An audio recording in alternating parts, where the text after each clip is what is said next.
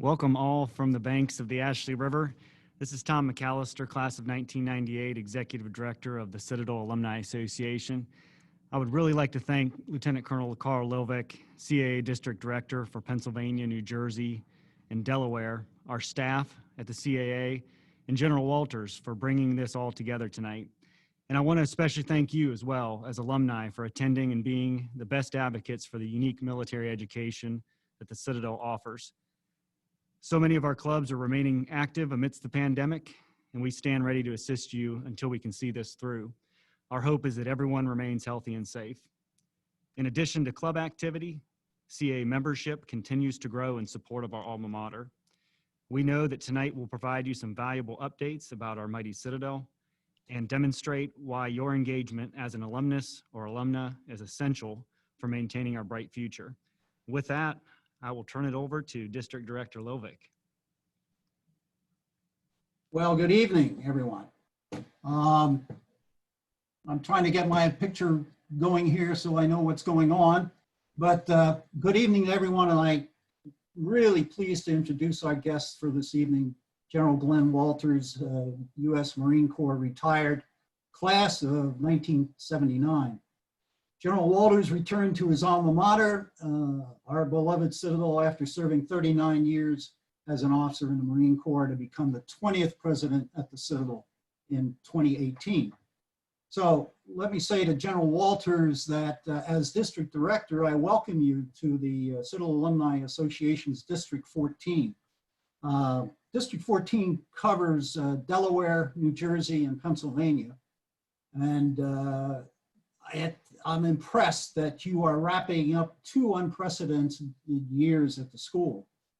I'm personally impressed with the challenges that you've been meeting, including those months you had to wait with your wife for quarters 1 to be refurbished. As alumni outlanders, we always look forward to welcoming visitors from the Holy City. I know of at least 15 of your class of 79 classmates are in the district, and several of them are on this call tonight. Basically, the district covers 4 Citadel clubs from New Jersey, from the Jersey Shore to the banks of the Allegheny, the Monongahela, and Ohio rivers down there in Pittsburgh. These clubs serve over 900 alumni and friends of the college who are located in the district. We have many miles and very busy highways separating alumni and their clubs. So let me tell you a little bit about the clubs in the district. We've got New Jersey Club President Chris Pum, class of 89, is the Alumni Association's 2020 Club President of the Year. The club covers mostly central and northern New Jersey and was also awarded a 2020 recognized as a 2020 Gold Star Club. Chris has started a Memorial and Veterans Day tradition of visiting the New Jersey Vietnam Memorial, which is located up here near the Jersey Shore. And at that time, club members honor the 5 Citadel graduates from New Jersey who were killed in Vietnam. Frank Murphy, the class of 65, whose statue is at the Johnson Haygood Stadium, is one of those from New Jersey whose name is on the memorial wall. Steve Mechanic, class of 92, president of Delaware Valley Club, couldn't be with us tonight. He has a civic engagement that he was obligated to be at in his township. The Delaware Valley Club basically encompasses southern New Jersey, Delaware, and eastern Pennsylvania. Club member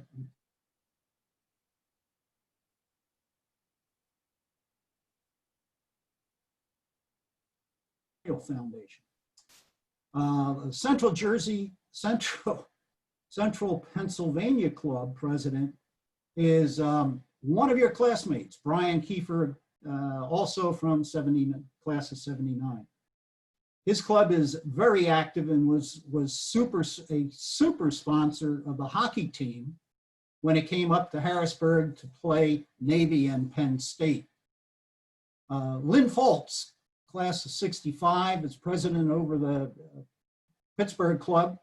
And they were named also a 2020 Gold Star Club and have an active scholarship program and are very involved in spotting football and wrestling talent in the greater Pittsburgh area.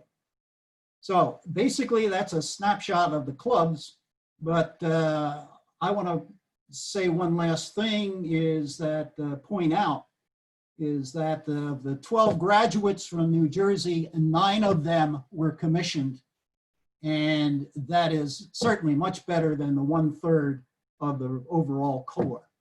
So General Walters, thank you so much for joining us this evening. We look forward to hearing your comments and reflections on the questions that were submitted. So sir, over to you. Thanks, Carl. Couple things right off the bat. Thanks for the bio. I'm sorry you had to read that.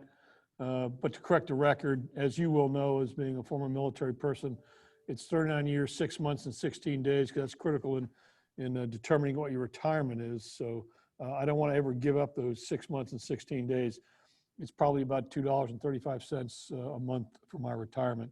And I do remember Brian Kiefer calling me when I was assistant commandant of the Marine Corps and Navy was playing the Sutherland hockey the night before the match. And he asked me if I could come up there because the superintendent of the Naval Academy was going to attend.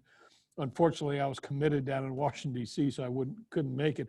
I wish I could, because if I remember, that event was not anywhere near the fun I would have watching our hockey team play Navy. So, look, I committed to coming up to visit you this year, and I find myself in a darkened room, speaking to a camera, not seeing your faces, and I have 2 what I would describe as Krieg lights illuminating me, so I have no idea what I look like on camera, and I apologize if I scare anybody, but such is the times. I think I'll just kind of give you a kind of an overview of where we are as a school, what we're doing to get ourselves through this pandemic, and what we're doing with the Corps of Cadets.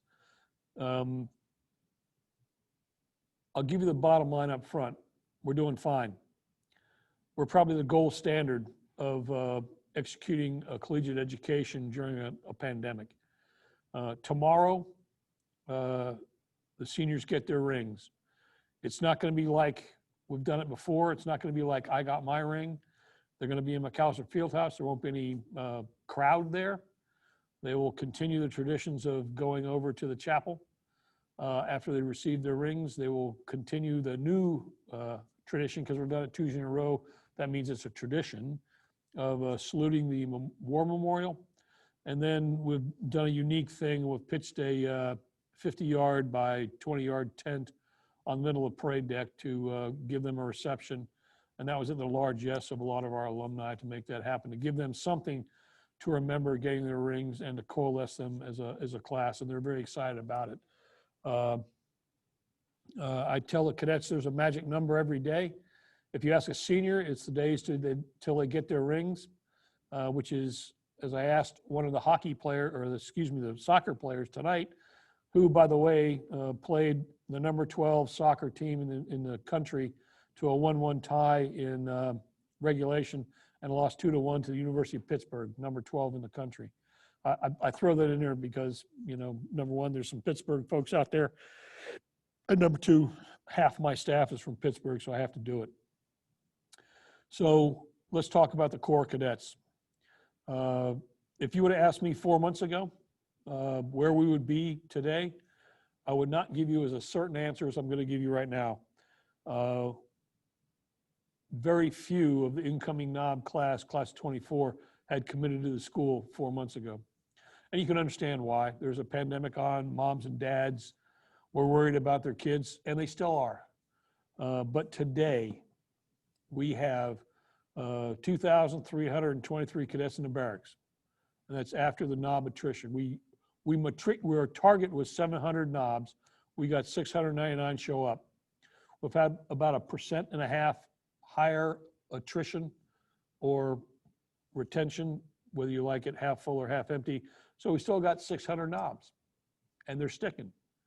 I can't say I would want to go through my knob year like they did with masks on and all the other things, but we have some quality kids, and they have the highest SATs and GPAs of any class we've had.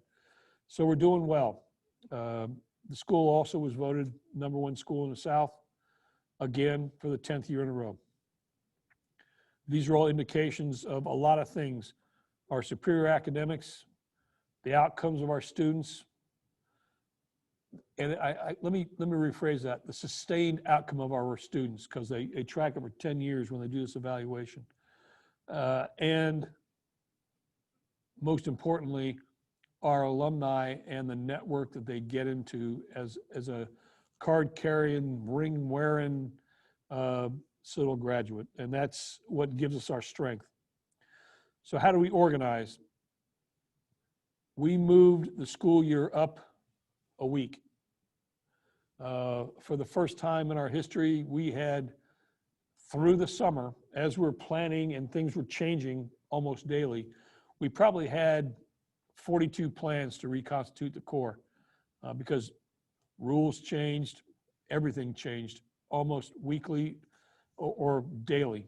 I remember we flipped a bunch of things in the plan.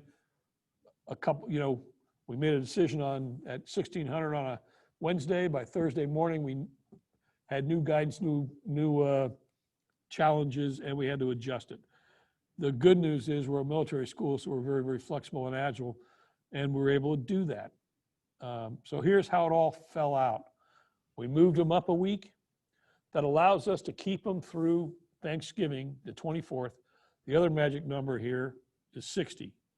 60 days until they go on Thanksgiving furlough. Because once they go on Thanksgiving furlough, they will be academically complete. No one's going online. We did that in the spring. We accomplished it, but it's not the best way to educate a young man or woman. It's just not. And the cadets know that, and they were anxious to get back. We moved it up a week so that when they leave in Thanksgiving, they'll be academically complete. Enjoy your turkey. Take a tryptophan nap, and then take your exams, and then you're done for the year until you come back in January. Next month, we'll decide how we're going to do second semester. A lot of it is conditions based. So that was the big move we made because we didn't want them traveling 3 times in 3 weeks in our normal flow of Thanksgiving, come back, 10 days of class, finals, and Thanksgiving leave, Christmas leave. So we didn't want them traveling 3 times in 3 weeks. Instead, they travel once, and this is it's a best practice. When we got them here, how do we organize them? We have challenges with athletes and how we have to handle them or manage them.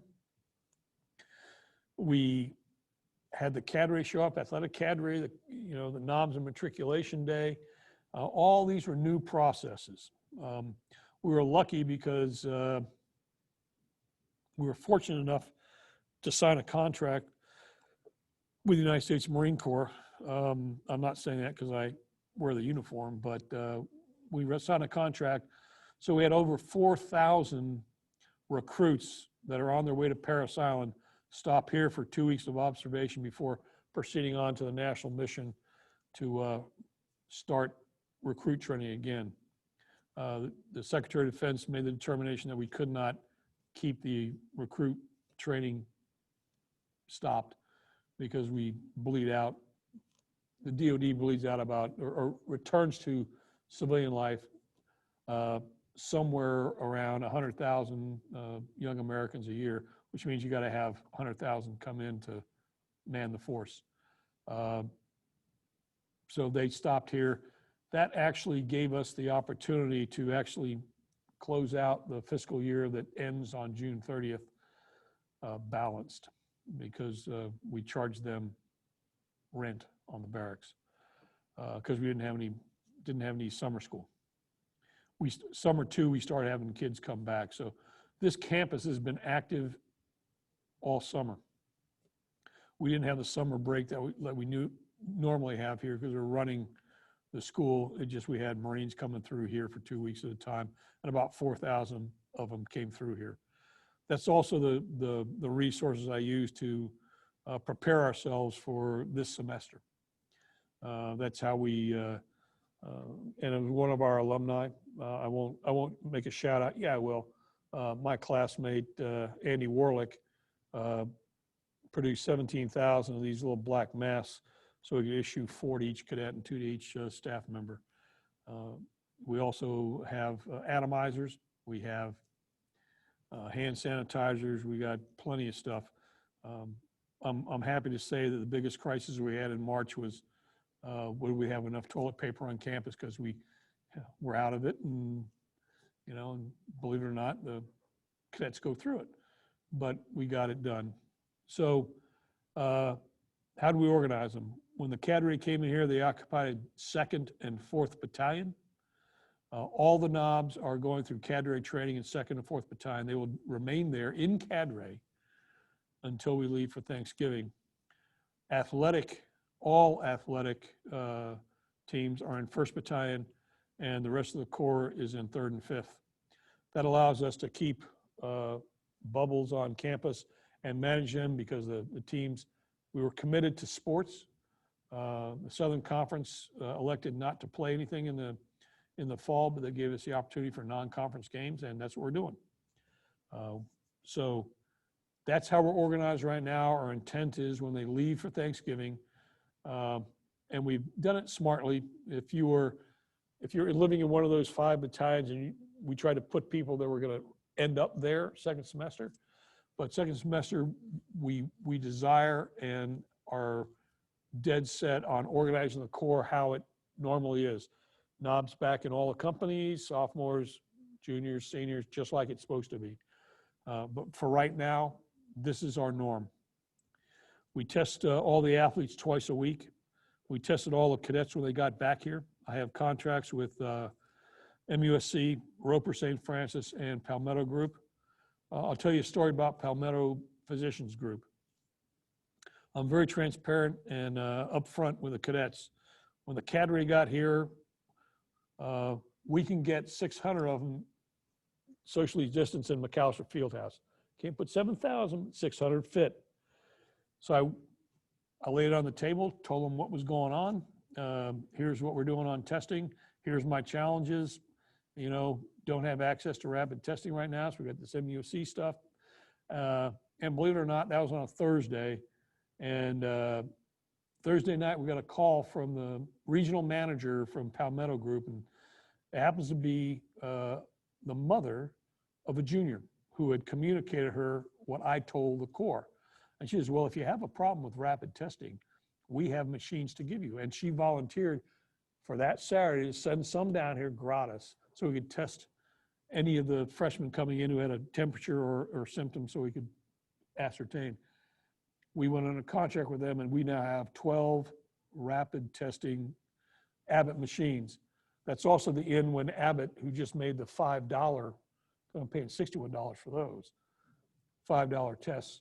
And I hope that's our in to get the $5 test. That'll be a game changer for us now. And those are almost take-home tests. So I know a lot about testing, and I know a lot about antigens and molecular testing, more than what a Marine should know. But we're set up. So what are the numbers?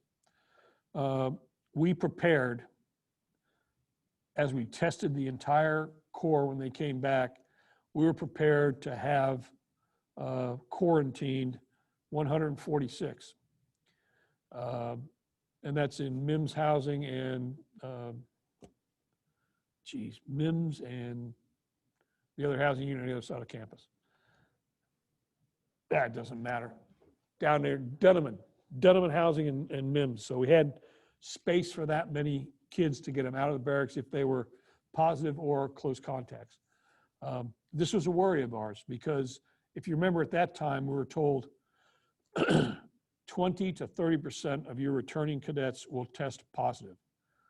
That's a scary number for us, because if it was 30%, that's 670 kids. I couldn't quarantine 670 kids. Luckily, we had some positives when we got back. We had some positives that were positive prior.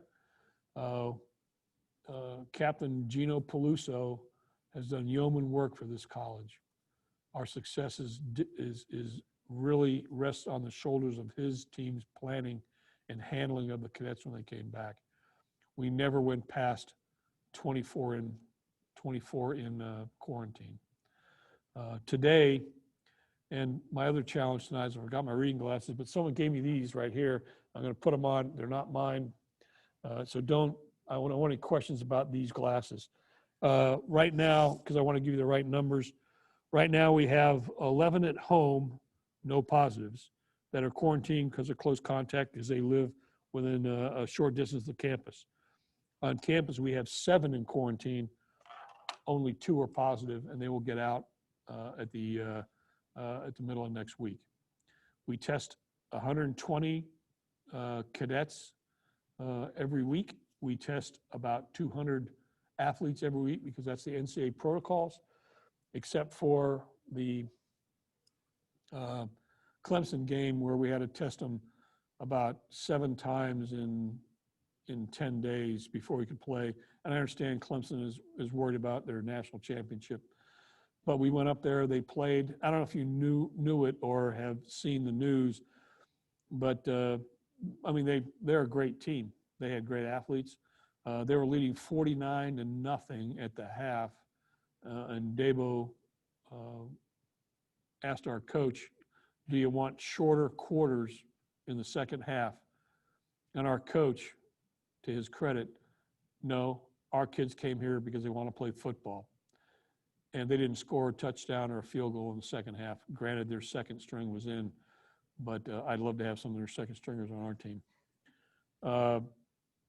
So that's how we're organized. That's what's going on in the pandemic. I feel very comfortable with where we are. The cadets have been on leave. It's been modified.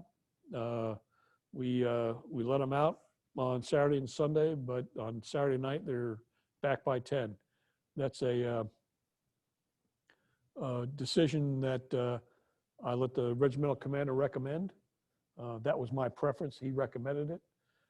The cadet leadership has taken charge in this. This cadet leadership this year, and I told them when they got back here, this is not training. This is real life. We have a real life pandemic, a real life crisis, and your leadership matters.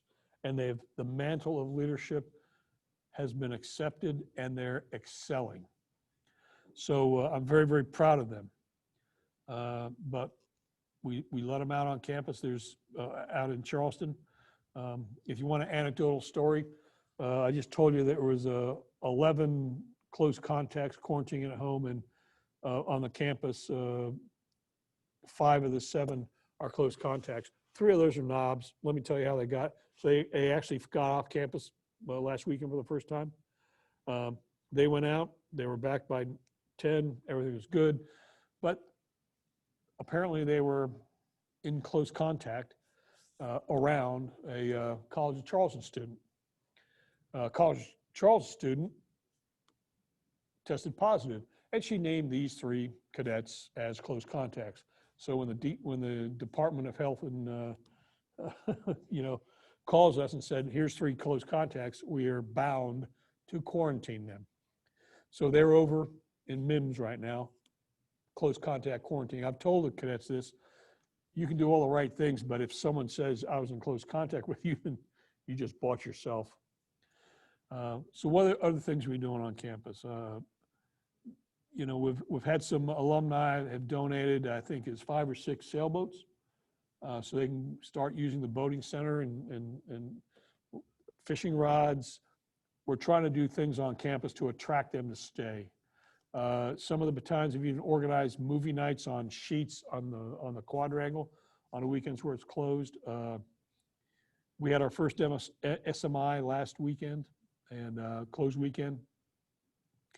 And so we got some food trucks to come in front of the barracks during that closed weekend, and we gave them vouchers to get $7 off their order. I went out and sprinkled a couple of hundreds on each of the trucks to make sure that the cadets paid a $1.50 for whatever they're ordering. And these are things to keep them interested. I'm worried about them. We have to give them enough freedom and attract them to stay on campus through this pandemic. Charleston writ large is doing okay. We had a spike during the protests, spike on the 4th of July. We had a pretty big spike down here when the College of Charleston came back. And now we have, the data shows somewhere around 30 to 40 new cases in the entire county a day, which is reasonably manageable. My objective is to keep ours a very small percentage of that, and we're doing that. So athletics, we elected to compete. I just told you about the soccer game we had today. Football team's got 4 games. The Southern Conference is going to try and replicate something in the spring. There's a lot of uncertainty there because, people are truncating their second semester for the same reasons I just spoke about. I don't know if hypodermic needles right out of the sky with vaccine, I'm willing to accept them all. But we have to plan for the worst case, and we're doing that. There should be an 8-game season in the spring. I don't know how we're going to do that with baseball, track, all the other spring sports on top of it. Mike Capaccio is a great athletic director, and I think this is graying his hair a little bit. So that's kind of a once-over around what's going on campus. Academics, so the couple things I've noticed is, the seniors have to take a physical fitness test before they qualify to get their rings. Usually have 20 to 25 that don't pass that thing and will get their rings, but they won't be able to get them at the ceremony. This year we had 3, so they're PTing a little bit more. And the midterm grades seem to be a little higher. So they're studying, they're working out. Days Hall, we changed the whole workout system over there so we can get cadets over there and working out. I try to get over there daily. I know it doesn't look like it, but I try. And there's a lot of cadets over there. So they're getting in shape, they're studying, they're running, and they're getting used to this new normal that we're in. So that's kind of the once over on the campus. I'm very proud of the faculty. I'm very proud of, we still have financial challenges because we had to give $3.8 million in refunds in the spring. We had to buy a lot of stuff so we could be successful bringing the cadets back. The Marine money is covering some of that, but we'll make it. And I had a town hall with the faculty and staff today. Their concerns are we're going to lay them all off when we let the cadets go. We're not going to do that. We have one team, one fight, and we're going to be successful. So with that, I will turn it over to Tom to start, in the spirit of having 2 Kriegelites on me, interrogating me. Sure. So I'll start with more of a statement first. Eric Mueller, C Company 78. Hey, Eric. Since his very belated congratulations on being the ACMC and now the president of our beloved Citadel. He says, you look like you almost did about 40 years ago. I won't phrase that as a question, but with more rank. So do you feel like you did 40 years ago? Eric, number one, thanks. The compliment I can give you is I remember you well. Because you're ahead of me. And I remember Gerhard Heining, who was my squad corporal. I feel mentally the exact same as I did the day I graduated. Physically, my disability check says I'm not, with compressed vertebrae from flying all those years and tinnitus from things that go off in Afghanistan and Iraq. But other than that, I feel great. And I just celebrated my 25th anniversary yesterday, and my excellent wife is home with the dog that my classmates bought me 2 years ago, those rat bastards, who's 110-pound chocolate lab. But the one thing I can tell you is you cannot find a florist that's open in Charleston now. I finally found one after 5 attempts yesterday, so I was able to get her some flowers. But Eric, good to hear from you. So into in-class learning, and I apologize if I somewhat missed that as well, is the balance between remote learning, vice in-class learning, and kind of a add-on to that to an extent. I've seen some, and from this group and on social media, it's, how we could potentially get more alumni professors as well. Yeah. So two-phase. I'd love to have alumni professors here. Apply. We have a great provost, probably one of the best hires I've ever made in my life, Dr. Sally Selden. She's streamlining our academics. So here's how the academics are organized. We have to make 88 kind of accommodations to certain professors we have a professor who's been here for 50 years, physics professor. He's teaching remotely. So we organize the classes that way. We have about 35 or 40% of our classes that are just like normal face-to-face, because remember, we have a very low student to teacher ratio, which is good. So we have about 30 or 40% are just like you would see. We have a hybrid model where a cadet will go on the Zoom, or not the Zoom, the swivel line for his Monday class and be in person on Wednesday. One of the things we invested in was a thing called Swivel, which is a robot that follows a professor so that it's synchronous, both in video and in audio, so the cadets can, and the professor can interact. We don't have that many pure online classes. We do have a number of cadets who ask for accommodation because of their physical limitations, not that many, but kids with asthma or, this is kind of an ADA kind of thing, then we're letting them go online. I'll give you a story, and I won't mention names, but we had a junior who was actually an Army scholarship student and doing very, very well.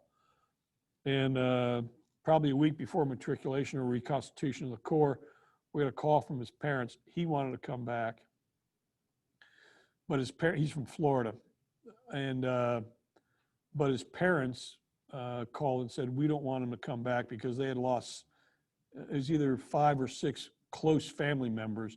So his parents were just nervous. That's what the country's about right now. You have to accommodate this fear factor, and there's everybody on both ends of the, so he's online, and we worked with the Army Department to not mess up his Army scholarship. A lot of people, we're making game time decisions, and a lot of them are life-threatening, but our goal is we got to get through this pandemic. The board passed a new college regulation that you have to be on campus for at least 6 semesters to get your Citadel diploma and ring. And we're cognizant of that. This kid will make it. He'll be back next semester, but his parents were just so terrified of him after they've lost, and I think it was all of his aunts and uncles passed. So, your heart has to go out to the family, and of course we accommodated it, and the kid will be back here in January and complete his junior year. So hopefully that answers it. That's good. Thanks, sir. And then, we know COVID has changed things, and even with the implementation of rebalancing within the Corps, but any initial feedback from that and what it may look like next year? No, I mean, we have the rebalance on the books right now. It's not being implemented right now because of the organization I just described. Second semester will be implemented. It'll provide more opportunity. It'll give the sophomores a second chance. It'll cut down on our hazing. Depending on when you graduate from here, these kids are not like we were. I mean, I'll just say that they're more attuned. They're, you can argue to their benefit or detriment, they're on social media. Can't tell me how many times you get some bright cadet who, you know, goes out and grabs some beers and he's AWOL and he, you know, posts a thing on Instagram or Facebook and say, hey, look, I'm AWOL, I'm drinking beer, and he posts it. That's easy to adjudicate.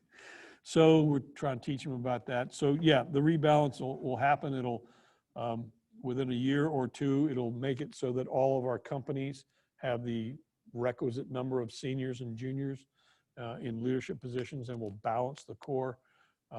There's a legacy component to that that accommodates those 8 or 10% of the cadets who have a legacy. They can do freshman year and on, but you know, they have four options on the legacy. We're trying to accommodate everybody here, but the one thing I won't accommodate is hazing, sexual assault, or sexual harassment, or any of the other aberrant behaviors that used to be cute 40 years ago, but now are actually a felony. So we have to be cognizant of that, and that's the kind of scrutiny, particularly because of social media. Go ahead, Tom. So with the boathouse, and I'm sure folks would love to hear more about that, but Citadel Rowing and the swim teams, I'm not going to assume that swim teams will swim in the Ashley River near the boathouse, but Yeah. Any chance of those coming back? Yeah, there's every chance in the world that the alumni endow them. Look, the history on those teams, and I played club lacrosse here. I got a classmate who retires a 3-star. He's all over me to make that an NCAA team. Love to. I really would. But the cold hard fact is we have X number of dollars, and every year our athletic revenue doesn't cover our athletic costs. So the solution to that is get endowments for coaches. I mean, if you don't want to endow a rowing coach, that's fine. If you endow something on the football side, that gives me resources to move over there. I would like to bring back crew. I'd like to bring back men's soccer. I'd like to bring female lacrosse on campus. If I had the money, I'd do it in a heartbeat. So that's what I'd like. I just, you know, and I am a military retiree. I give to my college, but I can't give that much because I still want to eat and, you know, put gas in my car. If you will, sir, maybe a once over on a strategic plan and Yeah. where that's at in the process. So the strategic plan, Citadel 2026, Mighty Citadel 2026. I'll tell you why. You know, some people said, well, that's kind of corny. You call it the Mighty Citadel Plan 2026. I remind them to look at the last stanza of our alma mater, you know, our Mighty Citadel. That's where it came from. It's published. The board has blessed it. It is the first time we've had a strategic plan that actually has dollars associated with the initiatives. Because it doesn't matter, you can have the biggest desirement you want, but if you can't tell me how much it cost, we can't go get the money, and the alumni don't know where to put it. So the key components of that is the number one, my number one, and if I was up there in person right now in a different uniform with a glass of wine instead of a Diet Coke, this is what I'd be telling you. My biggest concern is that we get their academic endowment right. That'll be the strength of the college. That's where we get scholarship from. That's where we get financial aid, so we get the best cadets here. That's in the strategic plan and our priority. It also leverages very highly on what's going on campus. So with infrastructure, we have Baston Hall. It's going to open this fall. What's going to happen with Baston Hall, it'll deliver in October-ish. I'll hold their feet to the fire. Second semester this year, the School of Business, Tommy and Victoria Baker School of Business, will be in Baston Hall. come down on campus and look at it. It's a wonderful building. I drive by it every day, and I can't wait for it to deliver. Once that happens, we have 6 months, give or take, if our plan goes right, to move all of the professors out of Capers Hall and School of Humanities. They got to backfill business in Bond Hall and on some other locations that we're trying to manage here for office space for them in the old faculty, behind the old faculty housing on MIMS, et cetera, if we're not using it for quarantine. And then Capers Hall comes down. The one thing I will do before Capers Hall gets demolished is I'll go through there, because I'm pretty sure some of you out on this video or this Zoom call have hidden things in Capers Hall. So I'm going to go through all the ceiling tiles. I'm going to see what you've stashed there 20, 30 years ago. And I also want to see all those professors who've been there for 30, 40 years vacate their offices. I think it's going to be a Keystone Cops kind of show. So we'll see that, and that'll come down. That'll be built in 23, and then we're going to turn to Stevens Barracks. That's the next thing. And then we absolutely need more engineering space. When I was a cadet here, we had about 93 engineering cadets. Today we have 625 as the low and 665 as the high in the last 2 years. We need to expand our engineering capability. Believe it or not, your school nationally, no qualifications, just nationally, is the number 17 engineering school in the country. That's amazing for a Corps of Cadets that is 23 to 2,400 strong. We have a great engineering school, and we got to get at it. When we build the new 5th Battalion or Stevens Barracks, there's also an initiative I've asked them to look at. Instead of doing the normal where we just demolish the old Stevens Barracks, I had them this summer look at it. We have a good foundation, good walls. What if we fill that with academic and office spaces and consolidate all the stuff we have around campus, where we put these functions in disparate little locations, because that's where we could do it. If we can do that, School of Nursing can go in there, labs can go in there, hell, even the Commandant's Department can go in there, and then we can turn Jenkins Hall into an engineering space. But the analysis has to go, and the cost has got to be. The one thing I won't do at this school is get us in too much debt. With this virus, I think if you've read the papers, there's a lot of schools are going to close in the next 18 months. Normally about, and this is, I'm not saying this is what it should be, but for the last 2 years, as I've been studying this in particular, between a dozen and 16 colleges close every year. Midwest and Northeast predominantly. With this pandemic, I think the last estimate I saw from AGB, we could have 140 to 160 schools close. And the ones that are struggling the most are the smaller schools, which we fit into. But we're not going to be one of them.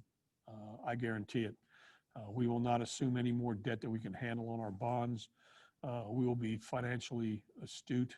We will be financially conservative, and we will not put ourselves in any position where we cannot operate for another 177 years.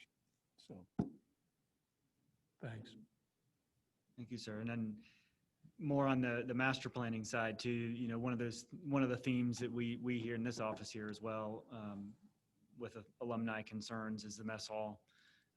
What's the future look like for that? Yeah, the mess hall's got so if you're talking about, can we get the whole core in there? No, not right now. Am I against single seat dining, family style? No, I'm not.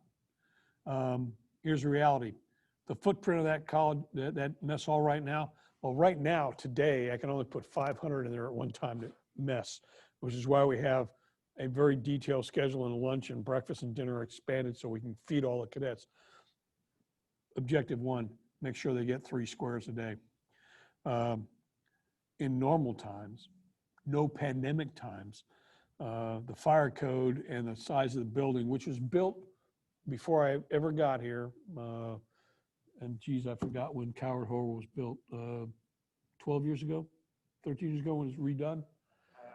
Yeah, it was, yeah, it was designed for line service. Can we change that? Yeah, but the cold hard fact is the size and the number of people in there at any one time is 1,400. I got 2,400 cadets. So I got to have something, unless and I don't think any alumni want me to build a mess hall on the middle of the parade deck. If you look at our, believe it or not, I was tromping through the mud looking at our spoil area as we dredge for the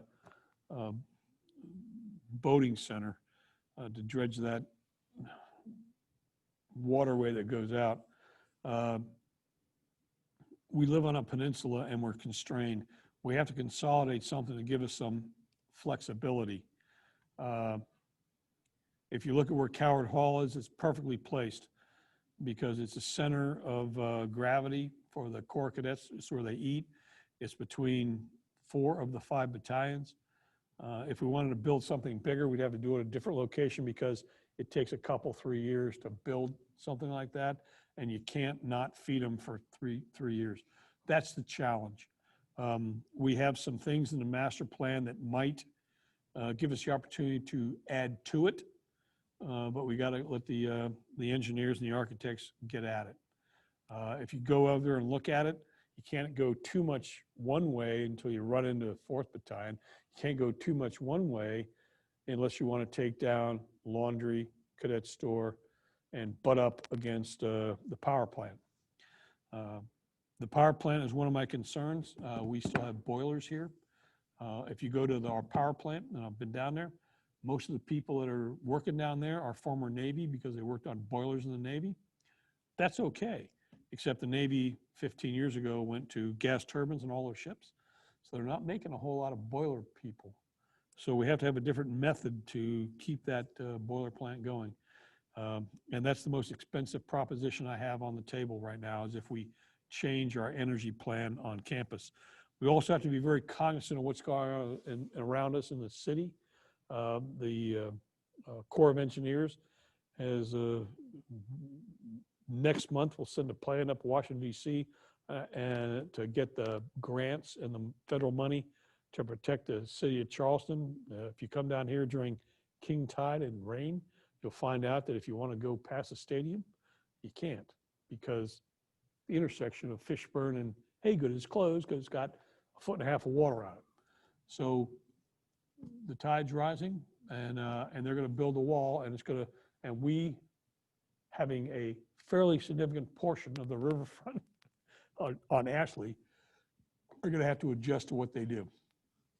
And until that plan is finalized and we have to adjust our plans accordingly. So hope that answers it. Yes, sir. And there's momentum within the CAA for cadet scholarships. Is that something you see as a priority across the campus? Absolutely. For the capital campaign? Yes, absolutely. Our academic endowment and our scholarships, it's interesting. The academic endowment gives financial aid and scholarships to student honors students and that. And this is just behavior. And I'm not saying it's right or wrong. It's just behavior I see. When classes endow a scholarship, they want to do it for a specific purpose because they want to make sure it goes to the purpose that the class wants. And I'm fine with that. If you do that, then that gives us more money in the academic endowment. I want the academic endowment, which is kind of in a slight decline. I want to turn that. I want to turn that back up.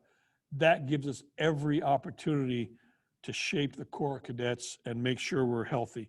The competition for young people today is high.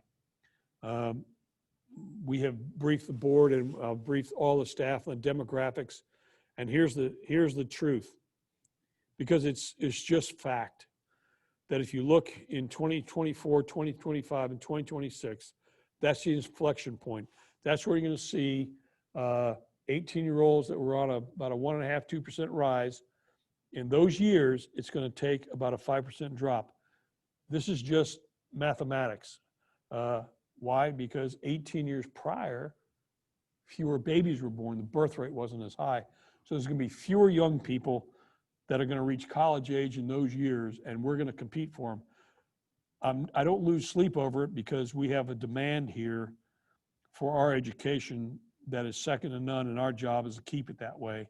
So I think we'll always be able to fill our classes, but it's concerning because we might have to change how we advertise, recruit. That's why I think you see some of the things we're gonna have to expand. The best thing for me, is I want to balance the core, male and female and athletes and non-athletes. The best thing for me is if I can get a female lacrosse team down here, they get good grades. Female athletes actually get really good grades. Our athletes overall get good grades. But if we get a female lacrosse team down here, that's why, the rugby coach will come out, oh, you ought to be a rugby player. I go, smaller. Lacrosse allows me to recruit in your area. That's where the lacrosse players are. I want more athletes from Pennsylvania. Pennsylvania, for Christ's sake, is the hotbed of football. Get me some really good football players. Get me some good athletes up there. If I had a female lacrosse team, we would do. They'd much rather play lacrosse down here in Charleston where they can go to the beach. The other recommendation, well, let's just have a female. Believe it or not, NCAA has a female beach volleyball team. All right, if we had one of those, okay, we get another female sport, but it's just going to be our volleyball players from the fall going into, I need something else. I need a female lacrosse team, and I need a men's soccer team, and I need a crew team, and I need the money to do it, and I'm working hard to try to get it. So whatever help you can give me, I personally would be very much appreciative. And will the 3 FBS games this fall, will they help with that athletic budget, what spring sports might look like? So we have 3 FBS today. We have our only home game. What's today? Thursday? Saturday. Saturday's our only home game. It's against East Kentucky, and it's to be the first game in our new turf, our new stadium. We actually had to pay them to come down here. But the other 3 games are making some money. With that, we have a big hole in our athletic budget this year, as you can imagine, because we have zero revenue generation. No ticket sales, the beer, the food, those things aren't happening. If you would have asked me before we had the 3 FBS games, I would have said that we have to do something draconian with those 3 games. We'll still be short, but we'll make it up. We are in view of success. So we'll see what happens. So on that, I guess for the whole audience, what can they do from their states to help with recruiting? Yeah. You're the advanced scout on the ground. I'll give you the story, and hopefully it'll tell you how you can. When I got down here, before I took over as president and I'd been selected, I came down here for a meeting, and I thought I was just getting a tour of campus, but apparently they wanted every vice president and every coach to brief me on their program, so I did that for 2 days, which is wonderful. But when I was walking up Mark Clark Hall on the steps, a senior stopped me and said, "I'm graduating this year, and you're the reason I'm here." I looked at his name tag. Luckily, he was in this uniform. I could look over here, and it had Cucinotta on it. And I said, "Are you Colonel Cucinotta's son who used to work for me when I was a 3-star? "Yeah, he brought me into your office, and you talked to me about Citadel. I'd never heard about it. I went home and researched it and decided to come here. Best move I ever made." You never know when you talk to a kid what impact you're going to have. And let me tell you the story of this. Cadet Cucinato, who's now Second Lieutenant Cucinato. He majored in electrical engineering with a minor in Chinese. He had a 4.0, and it was the co-honor graduates. We had two. They had 4.0 straight, you know. And he went in the Marine Corps, got a contract. My only disappointment with him was he went in the infantry because his dad said that was good instead of going in aviation, which it was the one piece of advice you didn't take from me.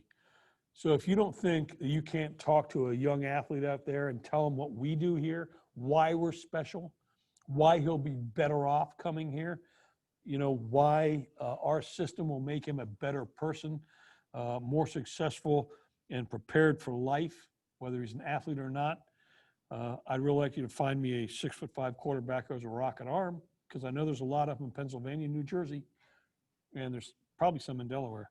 So go find those people, call the athletic director, and if one of the good volleyball players we have is down here because her uncle, who was a 3-star with me in the Marine Corps, called up and said, hey, she wants to go to the Naval Academy, but she didn't like the coach. I said, sign her up. So she's a sophomore today. She's 6'3", which is pretty good for volleyball and female volleyball, and she's going to be one of our stars. You never know where we can find that diamond in the rough. I know the athletes up in your area are superior athletes. Get them down here. Get them to fall in love with the Citadel in Charleston, please. And I think we'll have time for one more and one from earlier. I know, if I'm counting right, there are at least 3 presidents in South Carolina who are military, retired military generals. You and General Caslin talk a lot? Yeah. I'm on VTC. Not now. I can't say VTC anymore. It's Zoom. Since the pandemic started, I meet with the CHE and that twice a week. So yeah, I get to hear what General Caslin's doing up in USC. I'm glad I'm not president of that college, but I'd rather be here. He's got some challenges up there. I mean, there's 32,000 students, of which 90% live out in town. Really hard to manage when it comes to COVID. Our cadets and students are more disciplined, which is why we only have 2 positive. And I'm not going to do the math in front of you, but 2 over 2,323, at least in my Marine math, is way less than 0.1%. So we're doing pretty good. That's it. Closing remarks, sir. Oh, look, this is strange because I can't see any of your faces. I wish I was up there with you. I committed to Commander Lynn to go up there to see you because him and Peluso are from the Pittsburgh area. I love New Jersey. I like going to Atlantic City. Gail and I won $20,000 there a week before I went to Afghanistan. So I kind of like New Jersey also. Not that I'm a serial gambler or anything. I just got lucky waiting for her to go shopping. But I appreciate your support. Please, if we can do anything for you, let me know. And you have my commitment. As soon as this damn pandemic is over, I'll come up and see you. And hopefully you'll have a glass of red wine for me because I've been drinking Diet Coke during this meeting, and I'd rather have a glass of red wine and look you in the face and tell you how much I appreciate your support. So have a great weekend. We're going to beat East Kentucky, I hope. And then our last game of the year will be October 10th at West Point. And our kids are putting their heart and soul into everything we have here. I'm very proud of each and every one of them. They've met the challenge, and the numbers I gave you tonight say we're better than almost any other college. And I include the service academies in that because I think some of those guys go AWOL and get infected, but ours not. So, good night.